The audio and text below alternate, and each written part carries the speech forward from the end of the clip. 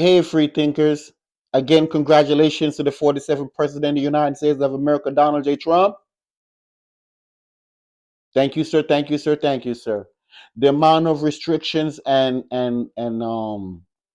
legal issues this man had to go through, and they tell that the news tell you the first president to be convicted, the first this to be this. Yeah, some of us understand what you're talking about. Yep, yep, we understand. Yep, yep. But he has shown you that you could still rise above all that. You could still rise above all that. The next thing we should be focusing on is paternity. That this should be a law. It should be a law, and it must be a law that before you put your name of that you're the father, a DNA test should be taken to validate that this child that this woman is saying is yours isn't yours. I see enough program women sit there going, I can't believe this. How? You're the only one I slept with. You know that's not how biology works, right? Right, ladies? Y'all play, y'all are the smartest thing on the planet until that comes up. Then it's how? How did this happen? This is the only guy that I slept with. Obviously, this guy is not the only guy you slept with. But I feel that once it's been determined that this is not the father, all responsibilities, unless that man decide that he wants to still be obligated, that's his choice, but he no longer should have any responsibility or obligations.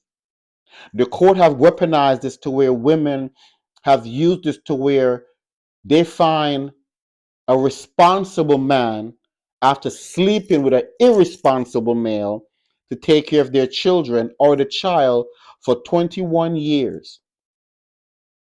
And then the child decide that something is just off. Because kids could tell. Kids could tell. Something is off. We just don't have nothing in common. And start doing research and find out that this is not my biological father. That man should be reimbursed. Every dime should be reimbursed to him. That should be on the books that if you fortunately put a man's name on a document saying he's the child, you should be going to jail. Yes, you should be going to jail. Because in some states, I think New York is one of those states that if you're in arrears with child support, you could lose your driver's license and you could go to jail. You see, years ago in the 1800s, into the 14, 1500s, we had debt court, where if you couldn't pay your debt, you went to jail.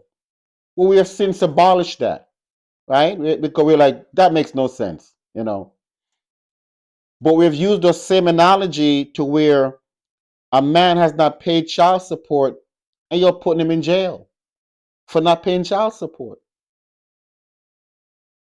So to me, if it's found out that this is not the father of the child, all legal obligation that this man have to this woman and this child should go away.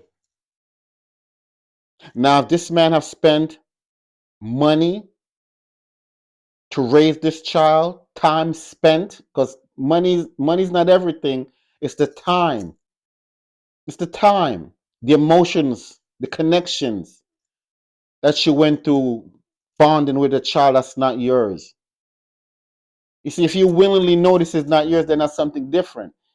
But if you're not knowing that this child is not yours, and the mother knows this is not your child, because they'll tell you stuff like, well, the child looks like your grandfather or my father, knowing that that's not even it. They should be held responsible for that. So if men are going to jail for not paying child support, women should be going to jail for falsifying documents that this is the father of the child. And compensation or restitution should be paid to that man. It's just fair. It's just fair. So this should be investigated. This should be looked into to see what can we do for those men, because there are men that are losing their jobs, losing housing, losing their lifestyle because a woman put them on child support, and technically this is not their child, but they're responsible. So free thinkers, men, 2025, we got to start taking back what's ours and make sure that we bring this to the president's test to let them know that if they're going to play this game, we're better at this game. They have to be held accountable since they don't want to be judged for nothing. They don't want to be responsible for nothing. We have to hold them accountable. Because if we don't hold them accountable, this is not going to stop. Free thinkers.